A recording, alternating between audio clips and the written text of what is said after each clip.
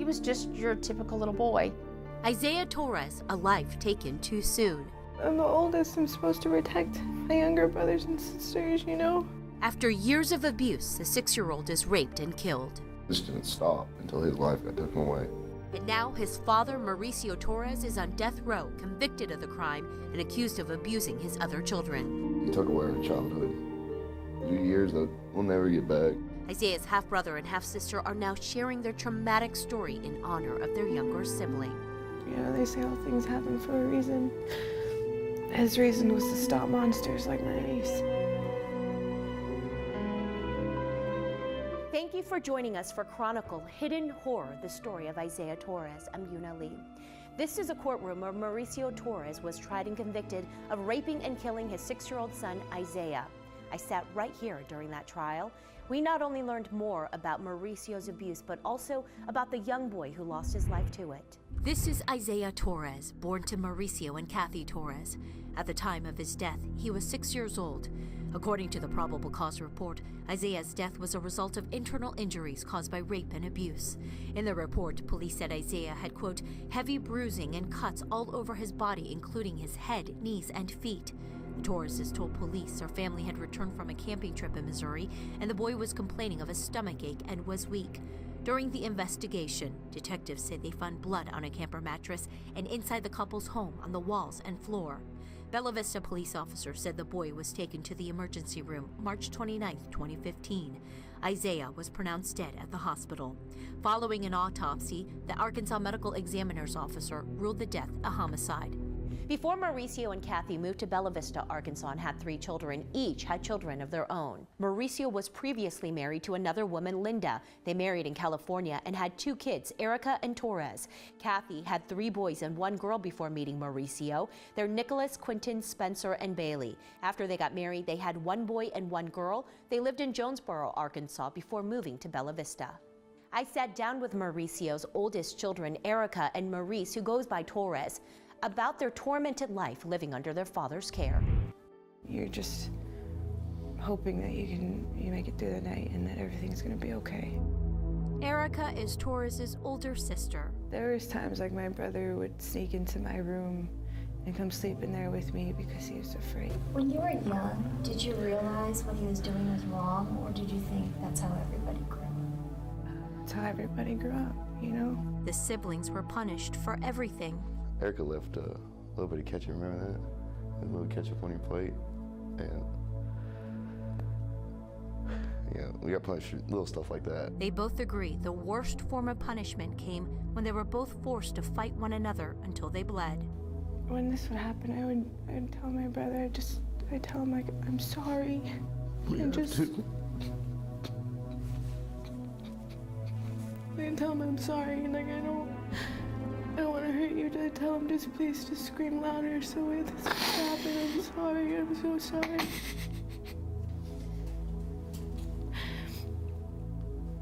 I'm sorry. Oh, dude, no. I'm sorry. You gotta do what you gotta do. You weren't there when I interviewed Torres the first time, but he told me that you were his protector. He told me that you handled a lot of the bad to protect him. I'm the oldest. I'm supposed to protect my younger brothers and sisters, you know? I felt like I let them down. But that was really hard, and my brother told me that, you know, I did it, that I did my best to protect him, you know? Both siblings even protected one another from one dark secret. They were both raped by Mauricio on a regular basis. We didn't want the other one to be hurt. My brother called me one day, and he asked me, he's like, and he's crying on the phone. He goes, look, I'm old enough now. You know, please tell me the truth. Did the things that happened to Isaiah, did he ever hurt you? That's when I told my brother. My brother never knew until all this happened. Erica and Torres lost contact with their biological dad after Mauricio met and married Kathy. The last we heard was, you know, that they got the parental rights taken away, and I thought, you know, good, you know, it's done, like that was our, you know, justice, you know. And then to hear that here he is. With 3 more kids. Yeah, and I was scared. I was afraid to know, like, what happened to them. My brother called me on the phone, I was shaking. Torres had called Erica and told her Mauricio was charged with raping and murdering Isaiah Torres. Instantly, Isaiah and Torres had one connection. Both of their first names are Maurice, named for their biological father. So the reason why I named you after me is because you're gonna hurt people just like I did. Don't be a monster just like I am. Was it always about him? Yes, he was very self-centered. Extremely. He had to eat first. He always came first. His needs came before ours, you know. Yeah, like we'd get in trouble as soon as he walked in the door, if we didn't come up and give him hugs and kisses and stuff, you know? So he still made you give hugs and kisses? Oh yeah, we had to treat him like Father of the Year. Yeah. We couldn't show that we were scared of him. Erica and Torres say despite the torment, they did learn to love from their mother. He would even get mad because, like, our mom would try to protect us, you know, or loved us. He hated all of that. He didn't want us to be close. Our relief was our mom. Yeah, definitely. She tried to keep us and protect us, and as bad as the things that we went through, you know, she still tried to teach us love and unconditional love, and that. Because your mom was also abused, wasn't she? Yeah. And finally, they're speaking out. This is all really, really hard for me, you know, to tell our story and have people listen. And because when you read about this and you hear about it, it's like, how can this be real? How can this really happen, you know? And I felt so bad. I felt like I failed all my brothers and sisters. Prior to Isaiah's death in March, DHS was called to investigate at least 2 times in 2014.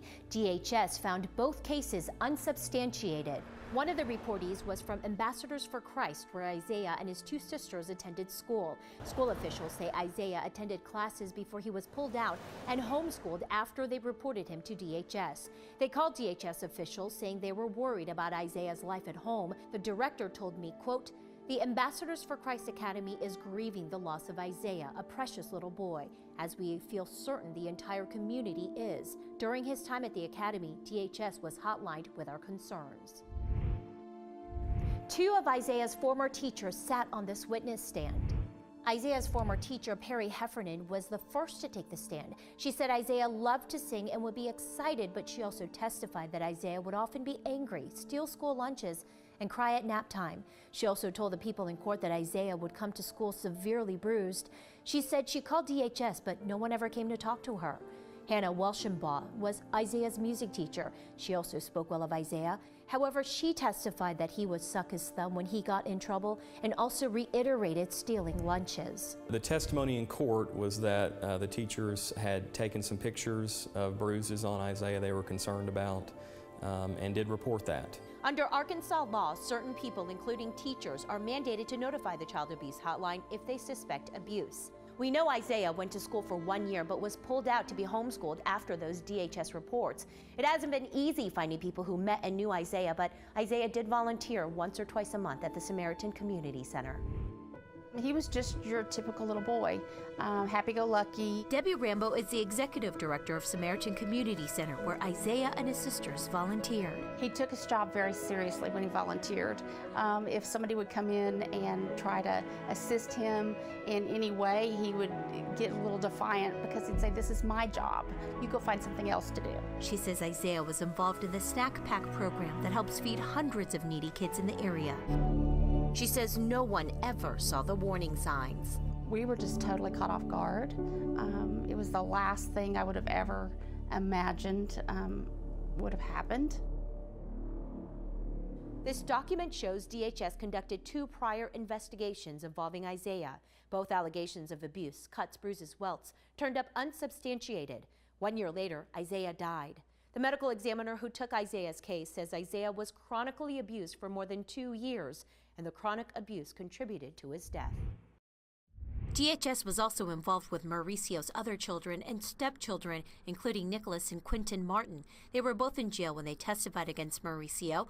During their testimonies, we learned of DHS reports dating back to 2002. Kathy's biological son, Nicholas Martin, is now 22 years old. In court, he testified he was physically abused by Mauricio on a daily basis. When asked if he was interviewed by DHS, he replied, quote, "Yes, plenty of times, and they're photos from school," end quote. Nicholas was eventually adopted, just like his younger brother, Quentin. And we spoke with 21-year-old Quentin Martin months before the trial. Mauricio made us tell them that we was always fighting all the time, so we had the bruises. And this is Mauricio Torres, the man who's accused of murdering his son? Correct, ma'am. On the witness stand, Quentin testified that Mauricio, quote, "used to make us fight each other," and that Mauricio would make him perform sexual acts with his own brother Nicholas while Mauricio watched. Kathy's biological daughter, Bailey, was a toddler when she lived with Mauricio. She's 17 years old now, and she was adopted by her biological father and his wife. She told the jury, quote, "I was sexually abused by Mauricio Torres in that house," end quote. She said he, quote, "put his lips to my vagina," end quote, and forced her to watch pornography. These are the documents that show police in Jonesboro investigated 2 reports of rape of a 4-year-old girl in the case of Mauricio Torres. The girl in the case is Bailey.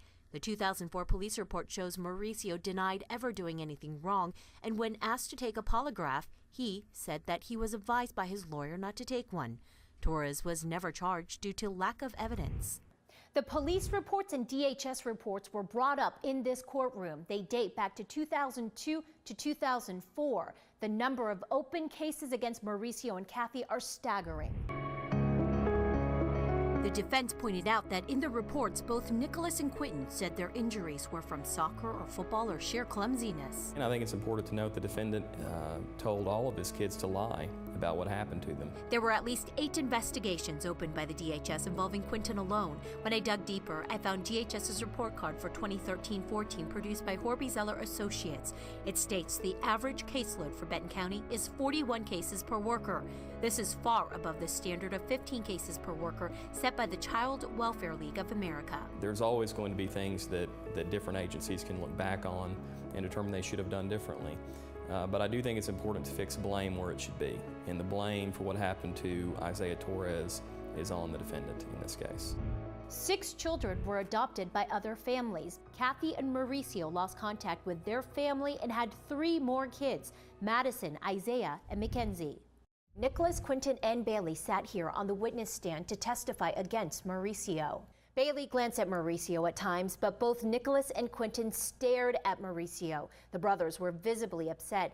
The judge even had to ask Nicholas to calm down, but the prosecutor says it was their chance to tell the truth.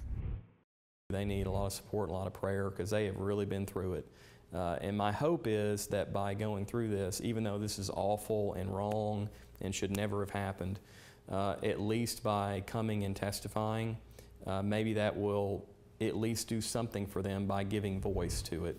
Multiple investigations, yet the abuse continues for years. That leaves a question, why? As we all know, the Department of Human Services is a great system to protect children. However, it's a system like all systems that can't always meet every need.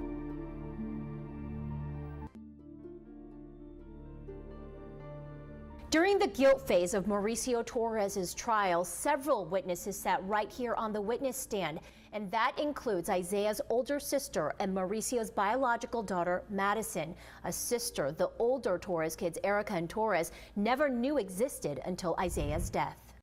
I was so scared and afraid, but she turned that around and she used that as her power, and that's amazing. Like, these kids are my hero, you know, Isaiah and his sisters.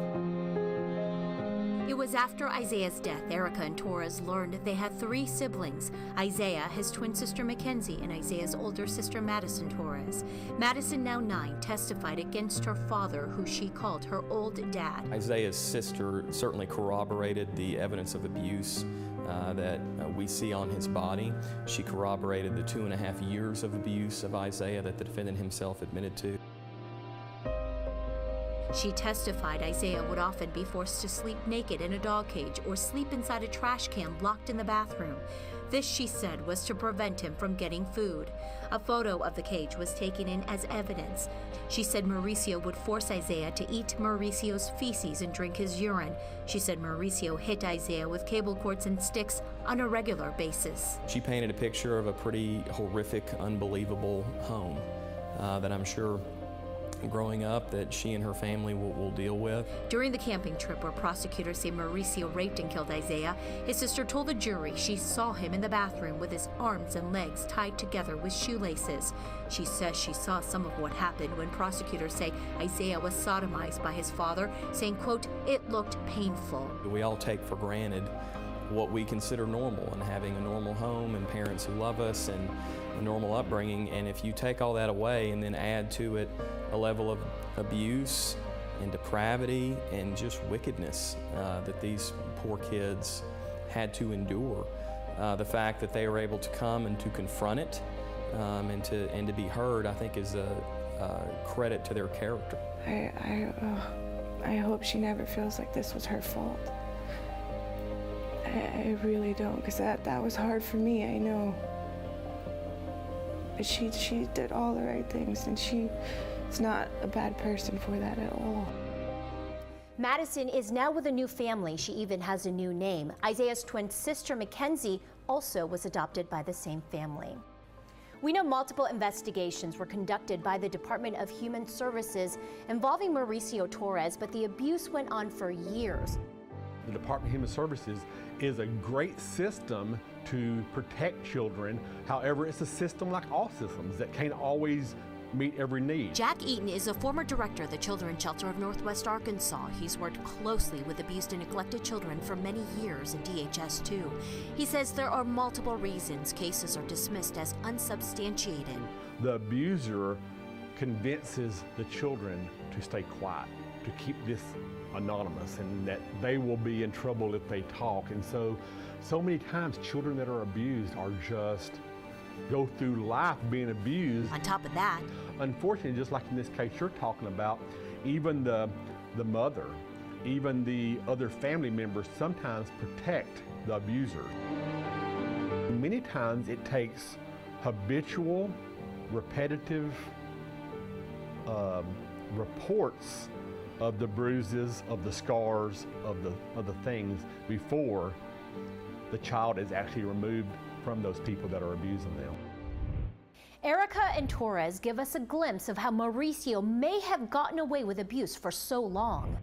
Did you ever have bruises or signs of abuse where people could see you? We wore long dresses with long sleeves and stockings. We lived in California. You know, you covered it up and you lied, you know, because you were afraid to get in trouble. Erica and Torres say they were kept away. We weren't allowed to play with kids outside of school. We weren't, you know, the only people that I knew were my mom and my brother and Maurice. If people started to ask too many questions, we'd move. Erica says she always felt she wouldn't be believed. I mean, Maurice was an occupational therapist, you know, someone who's supposed to help people and take care of people. So of course they're not going to believe a child, they're going to believe someone who's upstanding and, you know, has all these degrees. The Benton County prosecutor says this was the same story with the other children. The defendant kept, you know, his children isolated. He told them to lie about what had happened to them. He took steps to make sure he wouldn't get caught. The man convicted in Isaiah's death is now on death row. It is absolutely what the defendant deserved. I cannot imagine a more heinous and vile crime than the one he committed. Mauricio Torres sits behind bars, no longer able to instill fear on his children. I can walk a little taller now, knowing that I'm not going to be, I feel like nothing can hold me back now. We break down what happened inside the courtroom and what it was like for his kids to see him finally being tried for his alleged crimes.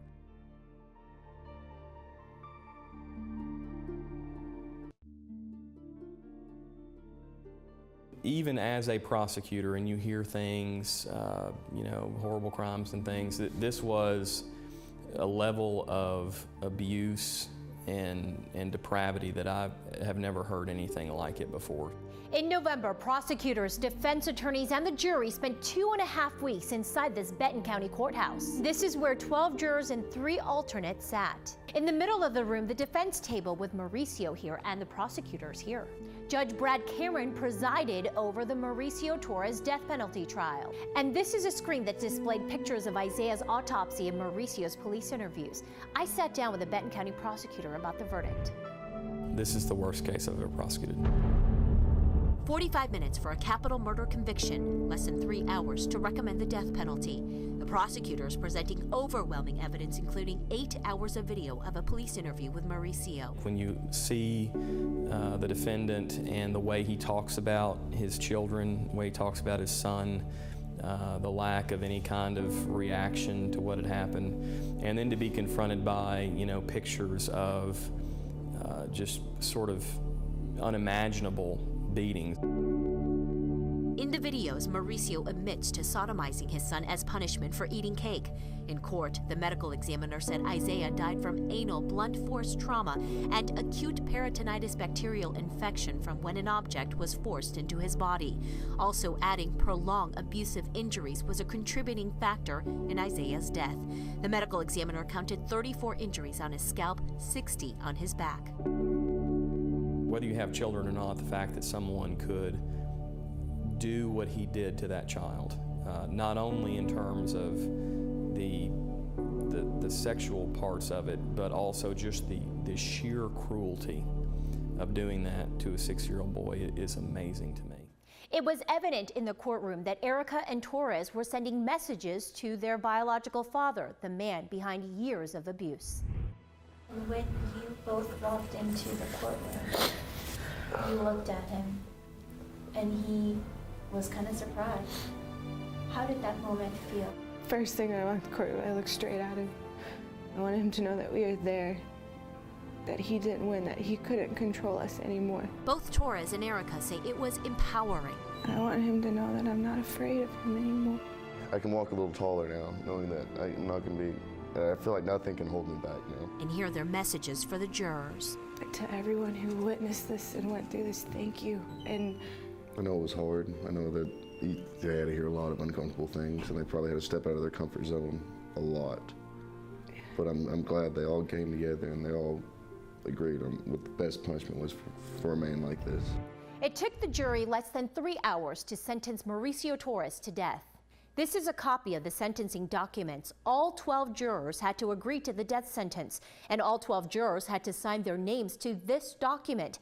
Days after the sentencing, Mauricio was transported from the Benton County Jail to the Varner Supermax facility. He became the 35th person on Arkansas's death row. The next step in finding justice for Isaiah will be right here in Judge Cameron's courtroom. Isaiah's mother, Kathy Torres' death penalty trial begins in May. She faces the same charges, capital murder and battery. Hope is not lost for the Torres children. We got a lot of power back, definitely, that he took from us, and we regained a lot. What they say you can do if you or someone you know needs help, and other options available to report abuse.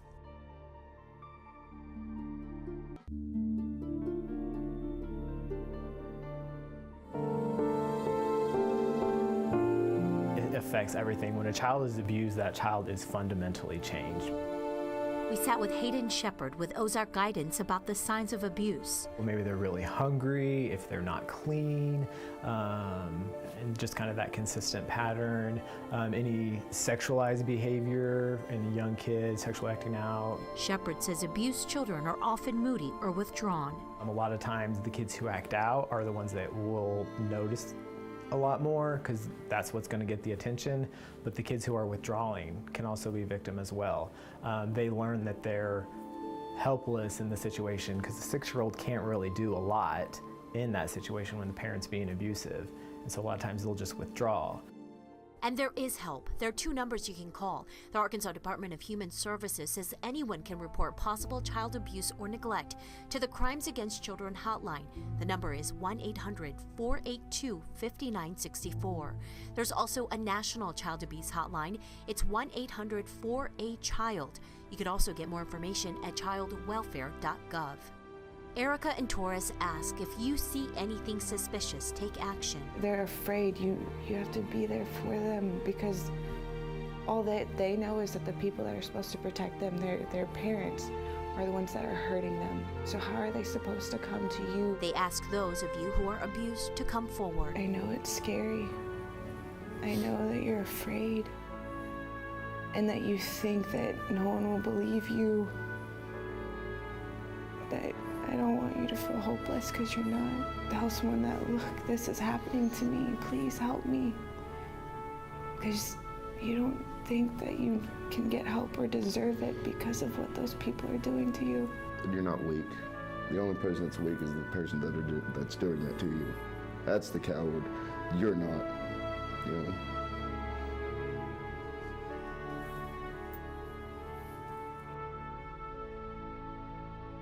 Thank you for watching Chronicle Hidden Horror, the story of Isaiah Torres. You can find the entire Chronicle and all the numbers to call for help on our website, 4029tv.com.